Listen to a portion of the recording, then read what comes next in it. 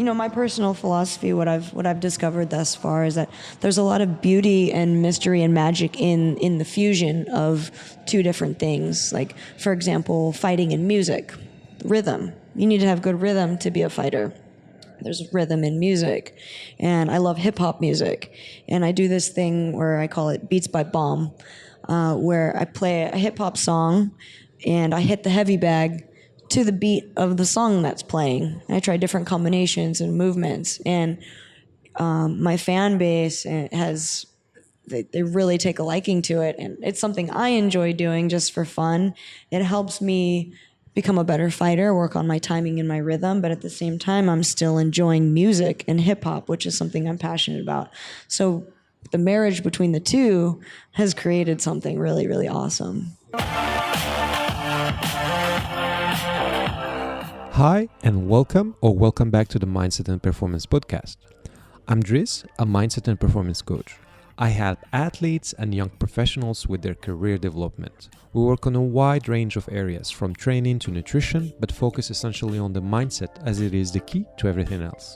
The whole idea behind this podcast is to deconstruct the habits that led people to their success, to learn from their experience and understand the psychology behind their actions and behavior, and of course, to know what kind of mindsets they have. Tiffany Van Soest, and I hope I'm pronouncing it well, also known as Time Bomb, was one of my most interesting podcast guests. Our conversation left me with a long-lasting positive impression. You might expect a fighter to be rough and rowdy, but I found Tiffany very calm and put, eloquent and very articulated. It was also interesting to see how humble she is. Being a world champion fighter didn't blow her ego out at all. Tiffany Time Bomb is a 2-time Glory Kickboxing World Champion and a 5-time Muay Thai World Champion. Having a Dutch heritage, she grew up in California playing sports, surfing with her dad, and enjoying her creative place, the ocean. Tiffany's mindset and emotional intelligence and her outlook in life played a huge role in her athletic success. She trains her mind as well as her fitness equally. She shares with us during this conversation her training drills, her routines, her life philosophy, but also speaks about her upbringing and her other passions and what she's preparing for her future. So through my work, I meet and connect with individuals from all over the world who are in a journey to getting something, improving something, winning, or simply becoming the best version of themselves. And they all share the same patterns and mindset, and there is a lot of lessons. There's a lot of lessons that we can take from their experience. And with Tiffany's story and philosophy, there is definitely things we can learn and apply in our life in general, or if we are a competitive athlete, we can apply them there as well.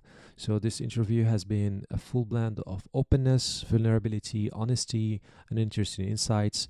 It was conducted in Bali, Indonesia, where she is training to take back her world title in France next 9 March 2019. So ladies and gentlemen, enjoy the podcast with Tiffany Time Bomb. So how are you today? Doing well, thank you. How are you? Did you train? I didn't today. I took a rest day. Yeah. Feeling borderline under the weather, like just that maybe about to get sick feeling, so decided to kind of rest today. Too much training? Definitely. I've been training really hard. Yeah. And, what are you preparing for? preparing for my rematch with Anissa Mexon for the Glory Kickboxing World title. Oh, wow. Yeah. Okay. So what does it take to prepare for a game like that?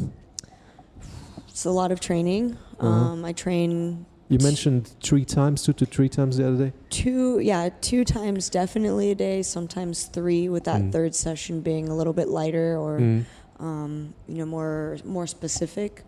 A lot of recovery as well, and I also do some mental training.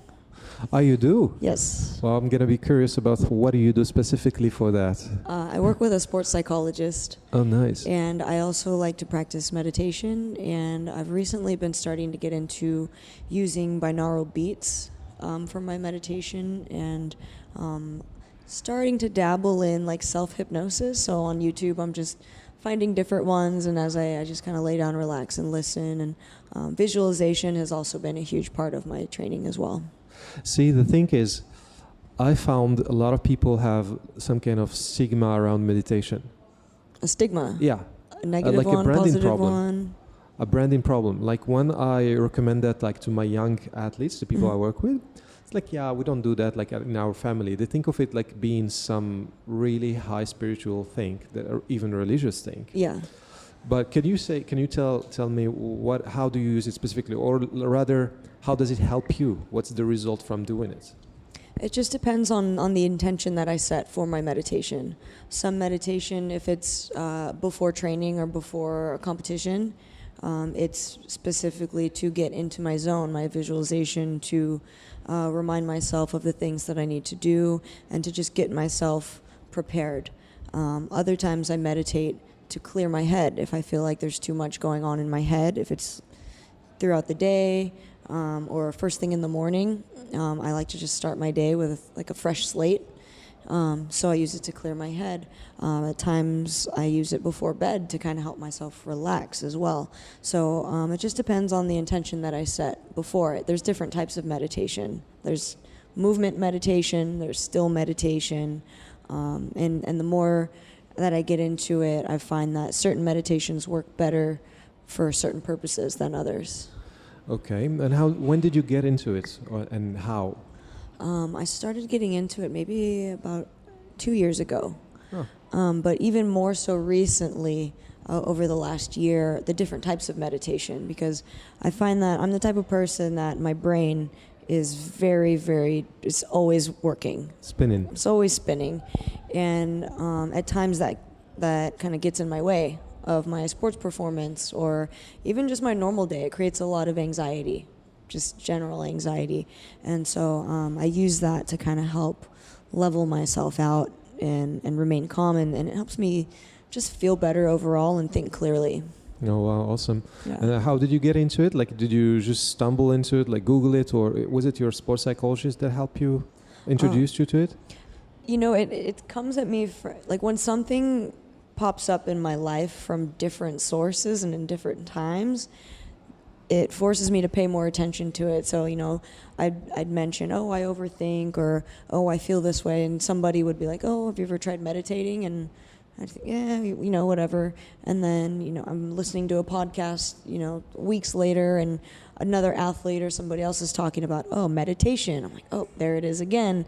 You know, and so when I hear it from different, I'm like, there's something about this meditation thing that I'm hearing it not just from athletes, not just from people who practice yoga, but from so many different types of people. I mean, there must be something to it. Okay, I need to figure out what it is and what it's about. And, you know, when you think of meditation, it's like what you said, that the stigma, like the first thing that comes to mind is it's very spiritual, it's very almost religious. It's like, oh, people who do yoga do it, or Buddhist monks do it. But there are different types of meditation, and it's not just that. So just digging deeper and learning and researching more on the different types and trying the different types to find out which is the best fit. Yeah. Yeah. Yeah. Sometimes I like to call it also focus training. Focus training. This helps you to focus, to be put to one thing at a time. You know, when it teaches you to focus either in your breath or on the sounds that are around, or your physical sensations, your body against the chair and everything, is like creating neural pathways towards focus. It's like training the muscle, the brain, in focusing. Yeah. Okay, so you mentioned working with a sports psychologist. What else do you do with him? Like, do you meet in regular basis or call, I believe, also? When I'm at home and I'm in training camp like I am now, we meet 1 to 2 times per week, where we meet somewhere or he comes over. There's 2 types of sessions that I've done with him.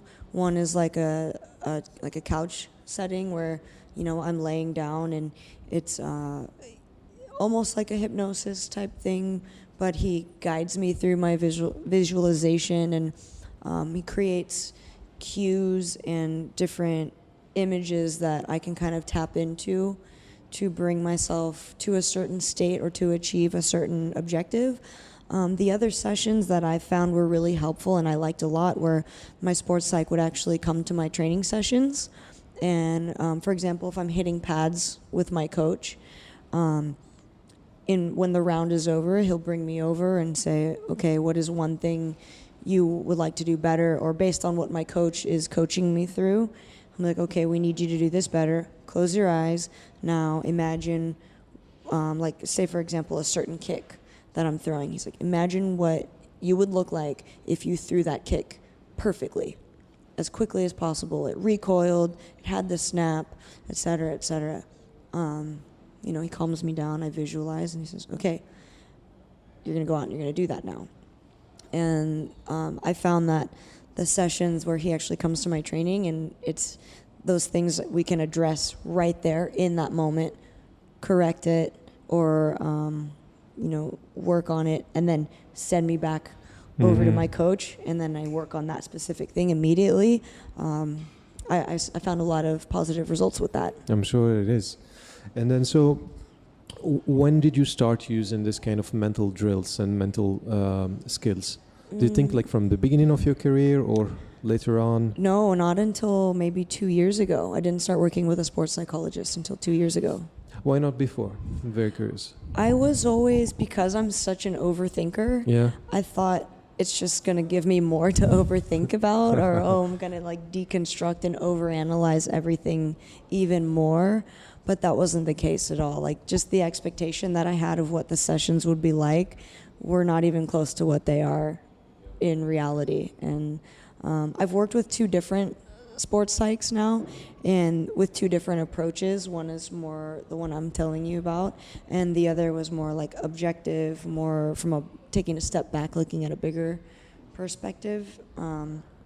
And I think they both serve their different purposes, and because I've experienced both and have utilized both, I know based on how I'm feeling or where I'm at mentally which one I need. I see. Yeah. Do you think this is something that can be used at different ages, or only when you get to certain maturity?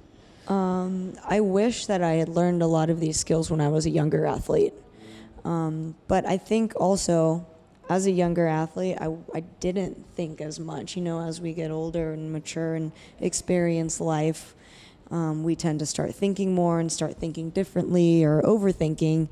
But man, if I had some of the tools that I have now, if I had them when I was younger, I can't even imagine what type of athlete I would have been even sooner. But better late than never. Okay, but so how satisfied are you with your career today, athletic career today? Like, if you gotta put a number on it, let's say 10 being super satisfied, 1 not satisfied at all, where would you be placed? Satisfied in what regard? As far as what I've accomplished so far? Yes. I'd say I'm about a 7. 7? Okay. Yeah. So how would a 9 look like? And I'm saying specifically look like here. So if you can paint that image, that picture of how a 9 or a 10 be looking like. I think because of the sport that I compete in, specifically kickboxing, not mixed martial arts. Mixed martial arts is now a mainstream sport. It's on ESPN. It's world renowned. Kickboxing is still a very specific sport. It's a very niche sport, so it doesn't get the attention or the notoriety that these other mainstream sports get. For my career to be at a 9, I think the success that I've had in a ring and being a world champion, I'm very proud of that. But if kickboxing got the mainstream attention and the income and the opportunity the same as some of the other mainstream sports, then I would be a bit more satisfied with it, because I feel that mixed martial artists, kickboxers, we work just as hard as any other professional athlete in mainstream sports, yet we don't make the same income or get the same type of opportunities or recognition. So for it to be a 9 or a 10, just for kickboxing to be on the mainstream and be like I guess, quote, a real sport.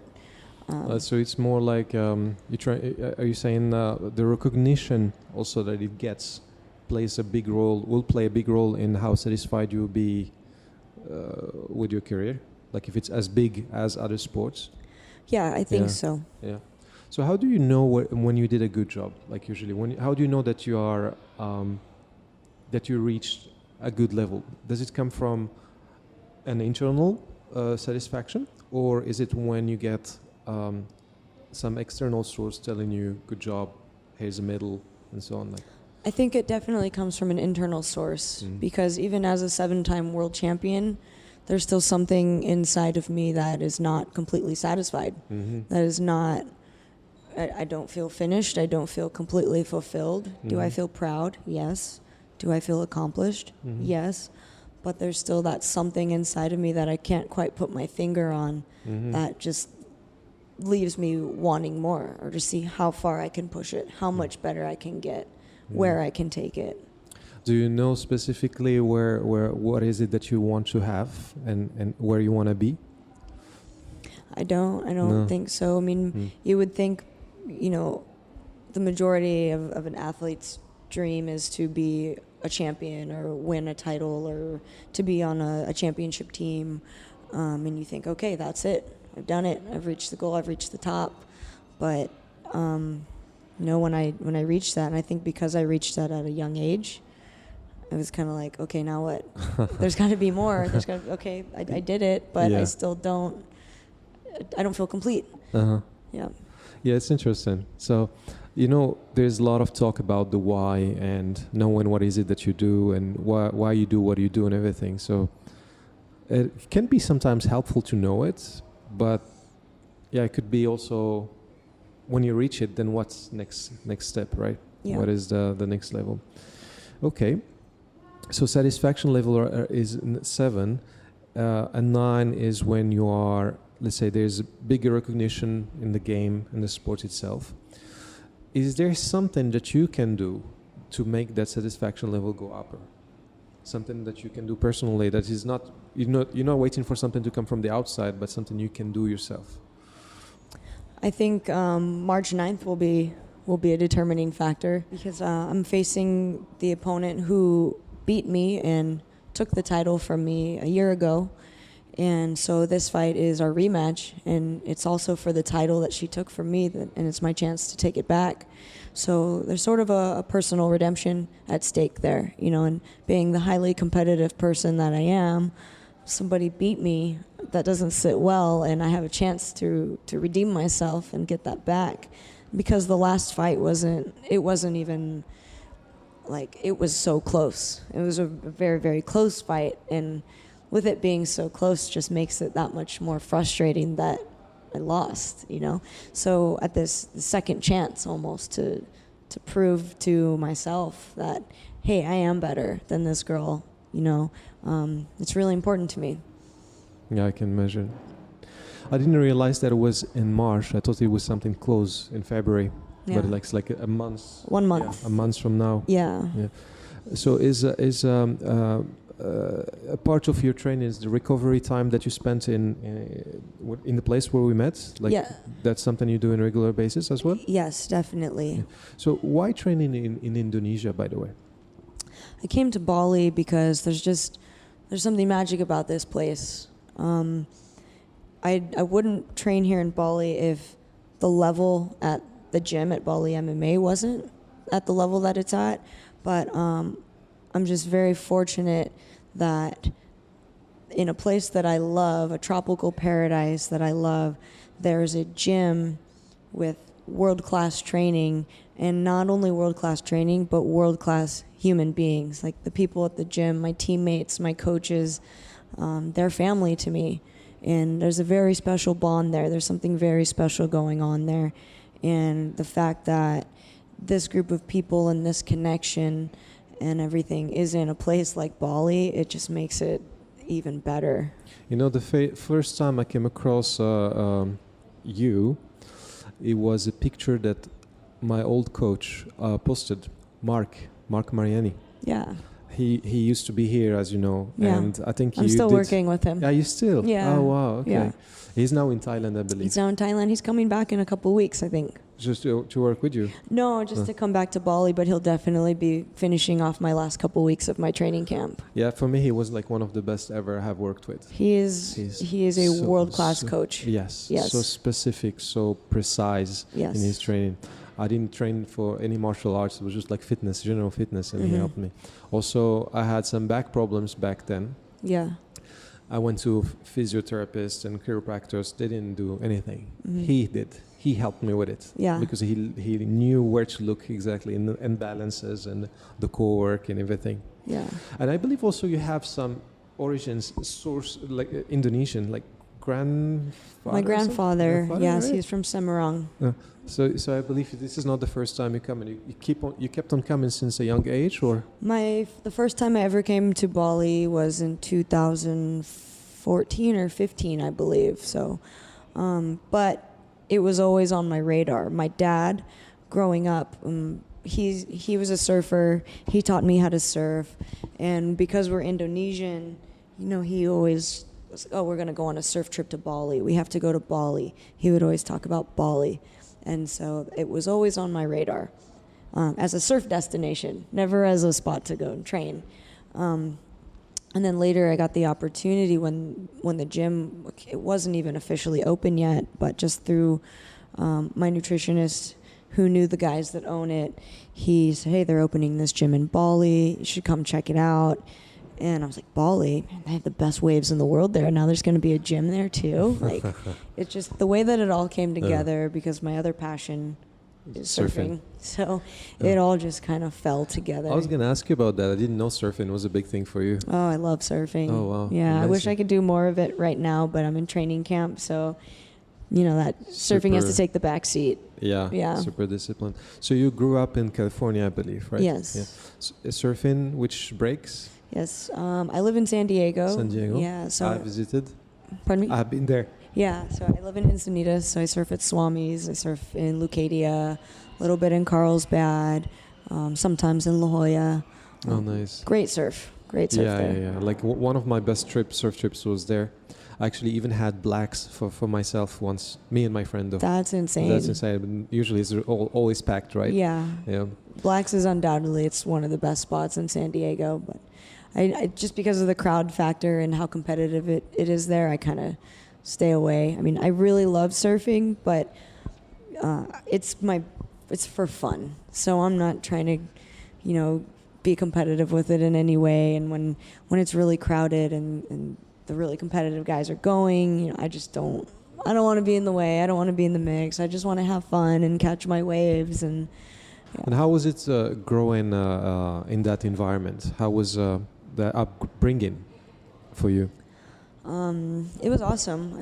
I didn't grow up by the beach. I didn't move to San Diego, like to the coast, until I was 18, until I moved out of my parents' house. But I grew up in a place called Riverside, which is just about 40 miles inland from the beach. I don't know how much that is in kilometers. But still close enough to go on the weekend if I wanted to. And my grandma, my dad's mom, lived in Redondo Beach. So I spent a lot of time there in the summertime.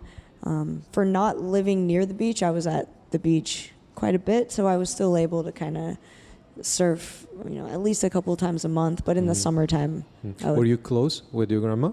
I was very close with my grandma. Who would you say influenced your childhood the most, like in a positive way?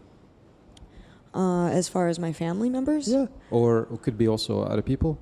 My biggest influence is probably, I was a tomboy, and I grew up doing martial arts and playing soccer. So Bruce Lee, the Ninja Turtles. Mia Hamm was my favorite soccer player. My Oma, my grandmother, she was also a very big influence on me as well. Do you have any words that she kept on telling you that you keep on remembering now? That, let's say, for example, maybe influenced your parkour as an athlete? Not so much as one specific thing she would say, in regards to athletics, but just in general, she would, when something was difficult or something that I didn't want to do or was hard, she said, you just have to do it because that's just what we do. You just have to. You just have to. And that just always stuck. Like, I just have to. Like using it almost as a mantra, would you say? Now, as I'm older, she passed away a year ago. And this was just, when I was growing up, it was just something in the back of my mind. But, now that she's gone and things that she said and her words are a bit more significant now because those are the things that are left from her. I've kind of adopted that as a mantra, I would say. But another mantra that I use is I'm a master of my mind, not a victim of my thoughts or emotions. I focus on what I can control, and this too shall pass. Wow. Yeah. It seems like you do work a lot on your mental state, like emotional state, mindset. It's definitely been something I've worked on a lot more over the last, I would say, 3 years. What is the most challenging part about what you do? In the physical sense, in the mental sense, in the emotional sense. Let's share them all, if you don't mind. In the physical sense, any fighter will probably tell you it's the weight cutting aspect. When you get close to the fight and you have to cut those last couple kilos. The dieting, when you're training extremely hard, you want to be able to eat large amounts, but you have to make your weight class, so you have to limit your food. And eating really clean is something I do 75% of the time, but I love sweets. I love junk food every once in a while. I'm human. So, restricting those things and limiting those things, that's challenging. The physical aspects of it, I'm getting punched and kicked every day. So that's also challenging. And when I'm doing mixed martial arts and jiu-jitsu, because the ground fighting is so new to me, that is its own challenge completely. It's a different art. I'm not on my feet. I can't strike anybody. It's completely different. So that's a challenge as well, but I really like it. So when you are not in preparation for a fight, how does your life look like? It's a little bit more free. When I'm in training camp, my life revolves around my training. I eat, I sleep, I recover, I train. But that period maybe lasts like a month or two, something like that. That's for 8 weeks at a time. 8 weeks, right? Yeah. Uh-huh. When I'm out of camp, I teach a couple times a week. I teach classes. I surf, and I work on, I'm always training. Maybe not twice a day, maybe not every single day consistently. For the most part, every day. But the training is a bit more dialed back, and I've just gotten into dancing a little bit more. I'm into spoken word poetry, so I spend a little bit more time writing and performing spoken word poetry. And other projects that I have on the side that I've just started to get going, because as I'm reaching 30, I'll be 30 soon, and I know that I've got maybe 4 or 5 years left in my career, or that's all I really want to do. I'm working on planting seeds now and building my brand to establish myself and transition out of fighting when it comes time to retire, so that way I'll still have something to do. I'll still have a purpose. So I'm not going to be another fighter or athlete who's done with sport and then left with nothing, no identity, no other passion or no other direction to go. So right now, when I'm not getting ready for a fight, I'm working on those other little side projects. Very interesting. I would like to pull on that one about the identity. Mm-hmm. Actually, I just wrote an article about identity not so long ago, and we'll be curious to see your point of view about it. So, yeah, as you know, like once you've finished a career, mm-hmm.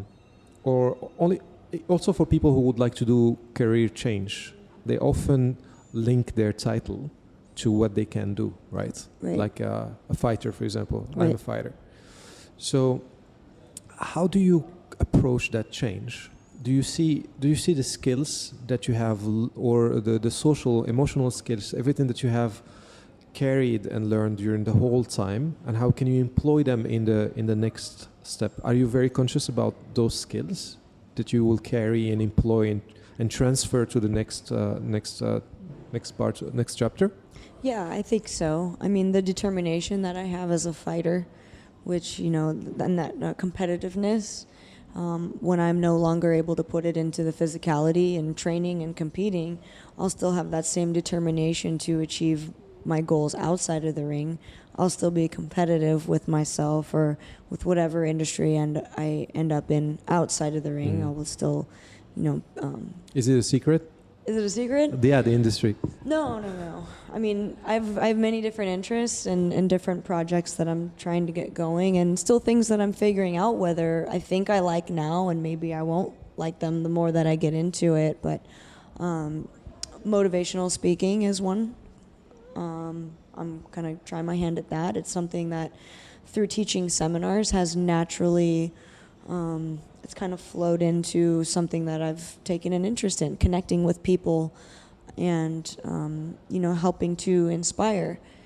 And so that's one avenue. As I mentioned before, the spoken word poetry and music and dance and the artist side to myself. What kind of dance again?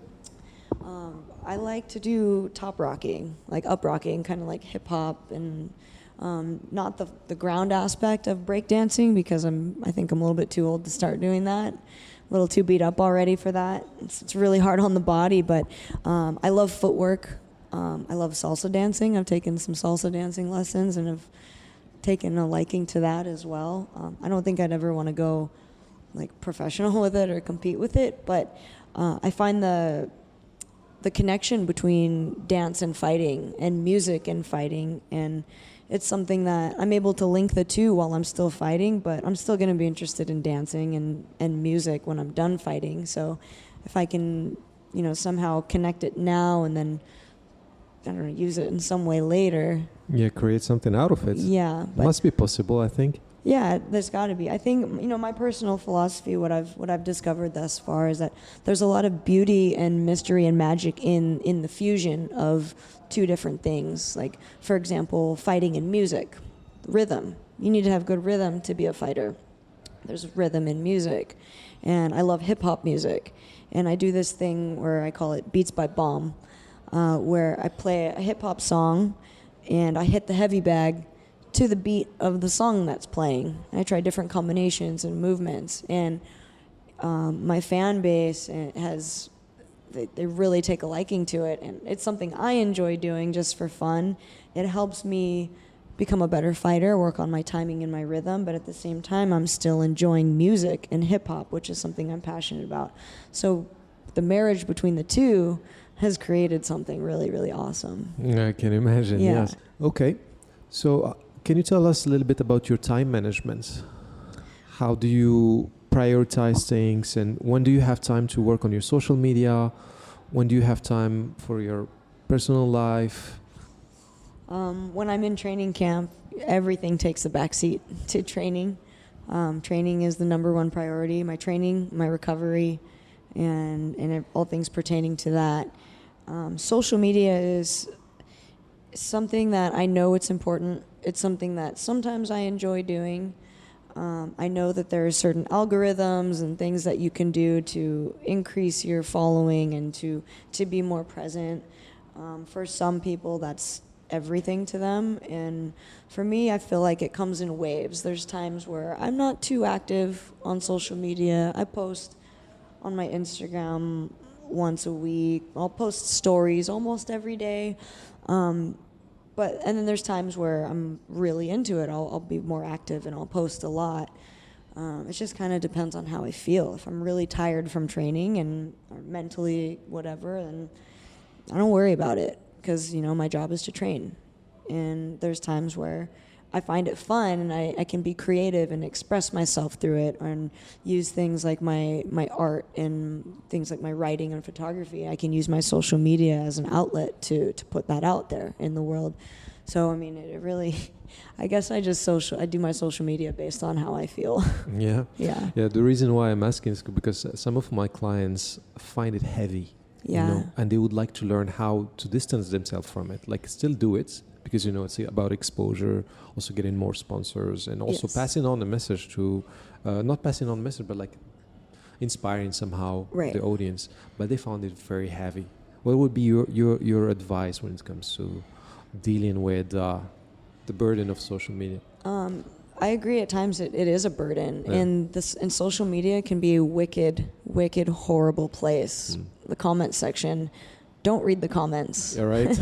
Don't read the comments, because there could be 100 positive comments and one horribly negative one, and that's the one that sticks out, and that's the one that'll ruin your day. My advice would be to do social media as you feel. Like, you can share as much as you want or as little as you want. I mean, I know, like I said, there's certain ways to do it and go about it, to gain more traction and things like that. But at the end of the day, we're still human beings, and social media is not real life. Like, that's not reality. And unfortunately, it's become such a big thing. The internet used to be a place to escape reality, and now it's almost like reality is a place where we go to escape the internet and the social media. And these are just my personal feelings about it. And there's some athletes that'll tell you social media is everything, you have to do it, and there's some that'll tell you like, no, it's garbage. But I fall kind of in the middle, because I see the importance of it as for brand building and for exposure. But at the same time, I'm still a human being, and I like to keep some things to myself, and I don't want to have to be public with everything all the time if I don't want to. So I just kind of, like I said, based on how I feel. I try to keep it as authentic as possible, though, which is why I like to do it all myself. Because if I feel like if somebody else is posting for me, there's a chance that they could post something that is not really me, that I don't really believe in, or even like the wording. Like, if people are going to connect with me, I want them to connect with the real me, not with somebody else's version of me or what I should look like or what my profile should look like. You don't get that pressure sometimes from, I don't know, media or sponsors? Or Sometimes I do, and with sponsorships, I know there are obligations for that, and I make sure that I fulfill those obligations, and I just communicate specifically, hey, this is what I'm willing to do, this is what I won't do. And as long as we're clear on that communication, then there's no problems. Can we go to back a little bit to your career and look at if there was things that you could have done differently? Never really thought about what I could have done differently. I mean, the past is the past, right? I mean, if I could have gone back to change it, maybe certain people that I've come across, maybe I wish that I never came across before, and kind of stop that before it started. But, everything is a learning lesson, every experience, good or bad. So if there are things that I could have done differently, maybe protected myself a little bit more. I think that's about it, yeah. What is the message to someone who is in the beginning of his career? Be prepared to sacrifice a lot and to work very, very hard to reach the goals that you want to reach, because you think you have a goal and you think this is the path and this is how I'm going to get there, but it never goes according to plan. There's twists, there's turns, there's bumps in the road, there's great things that happen, but there's terrible things that happen. So be prepared to be flexible and to make changes and adaptations as you go. Is this how you managed yours? Yeah. Your bumps and challenges? Yeah, definitely. I mean, everybody has a set plan, right? But it's not always going to go according to plan. It's not always going to go perfectly. So I think if you're open, it's good to have a plan and to follow it, but also you can't be devastated or let a deviation or a setback or something completely deter you. You have to be able to bend and flow and go with it. So what is the mental skill, the number one that someone needs to be equipped by to tackle those challenges and those obstacles? What helped you?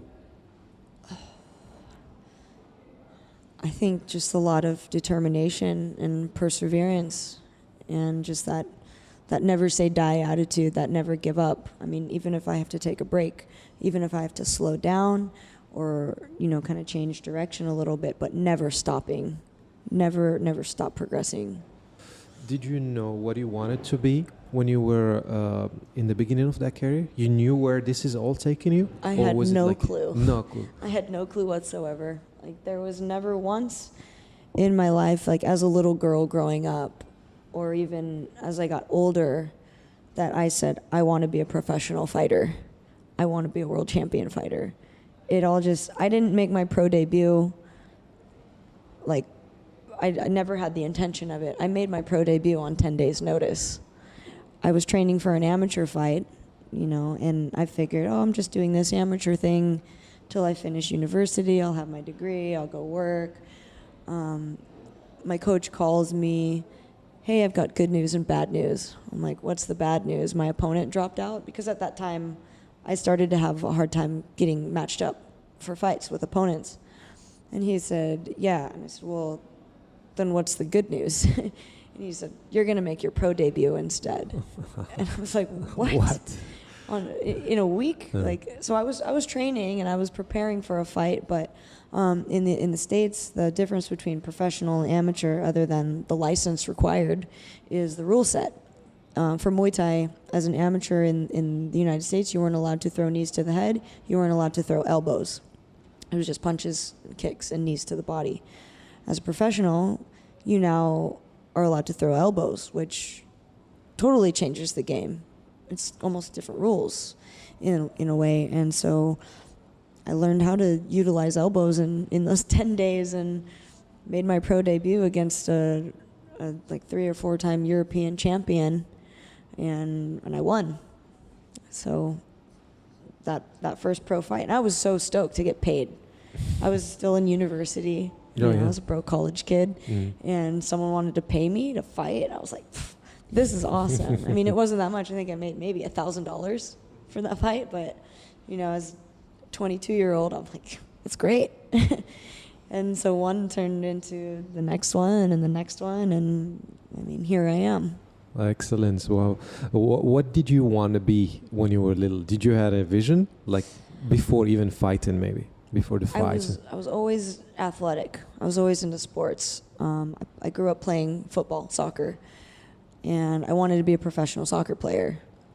And then as I got older, I realized that, especially on the women's side, especially in the United States, there's no money in that.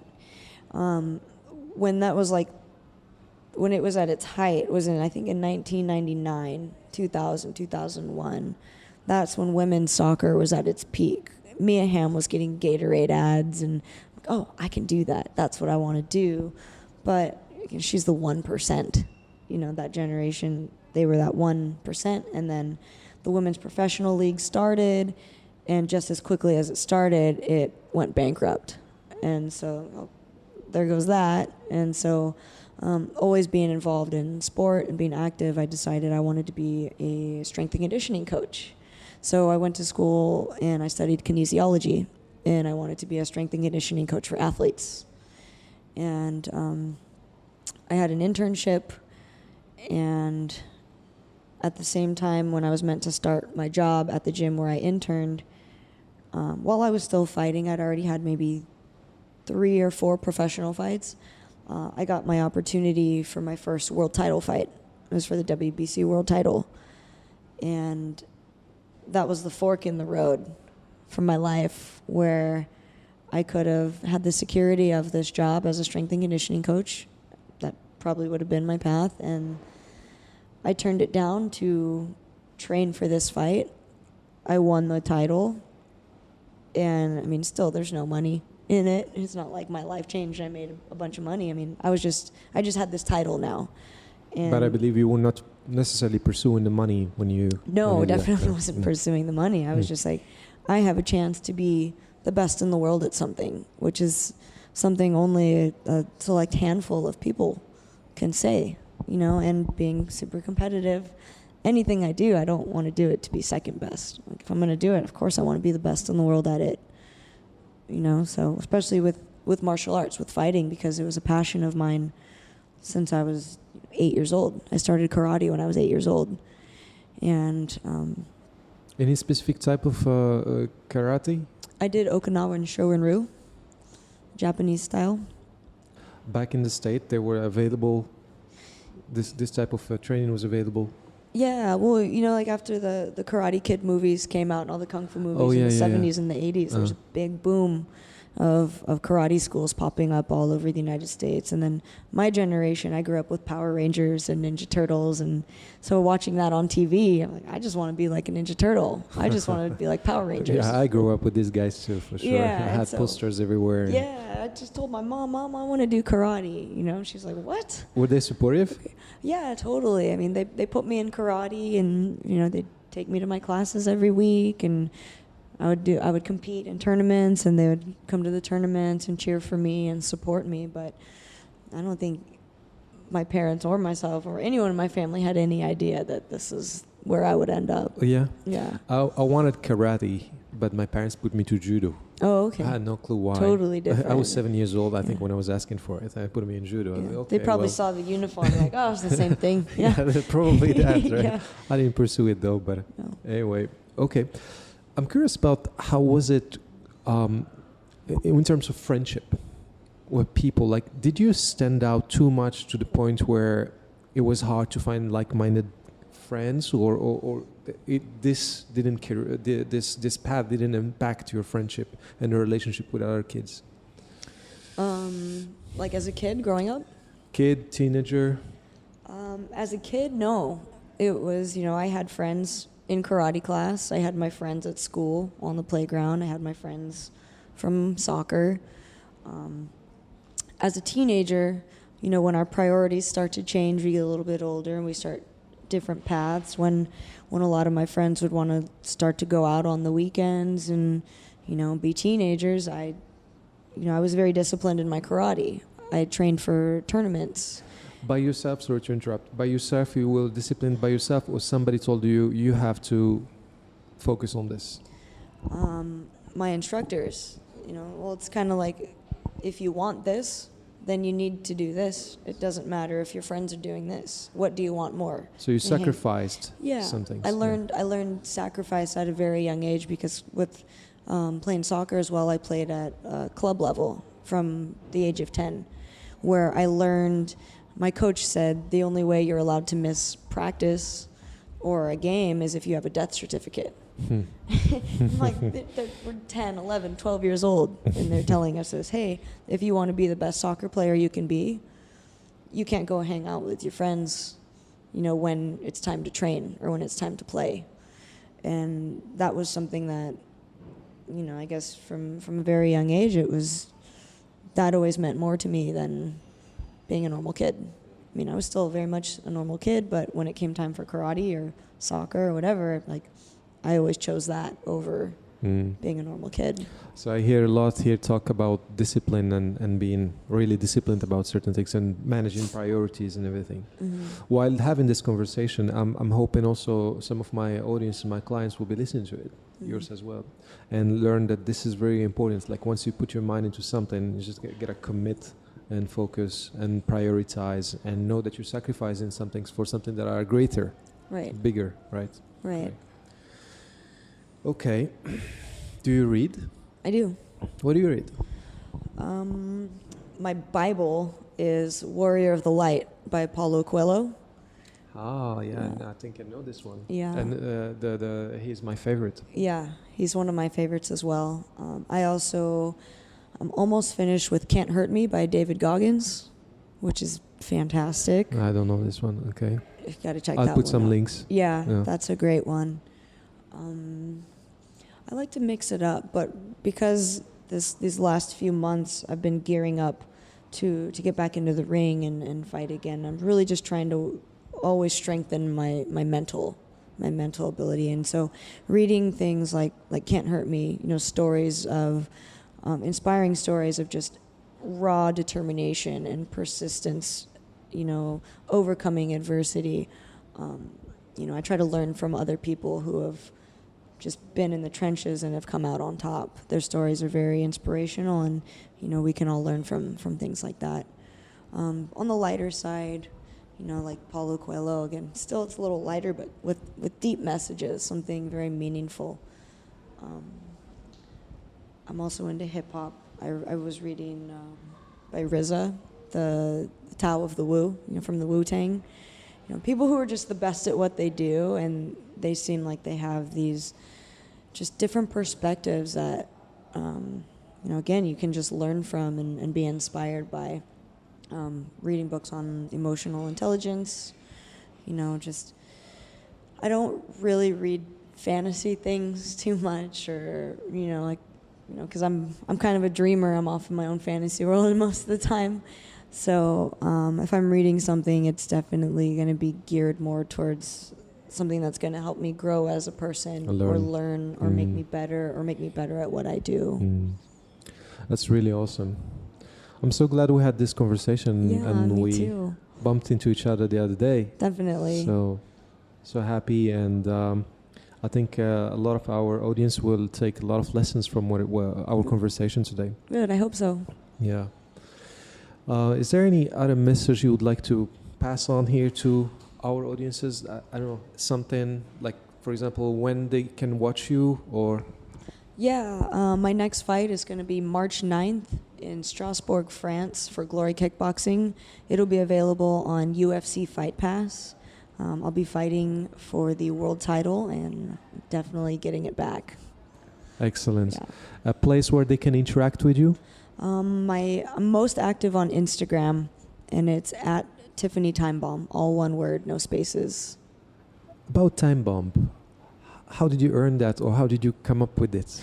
I earned that name when I was 16, and I was training in Muay Thai, and my coach at the time, we were sparring, and he hit me really hard, and something inside of me just went off, and I came back at him so hard, and the round ended, and he was like, "Man, Tiff, whoa, what happened? You just went off like a bomb. We're just going to start calling you that. You're like a ticking time bomb. Tiffany Time Bomb, that's your name." Excellent. And I was like, please do not call me that. That is so lame.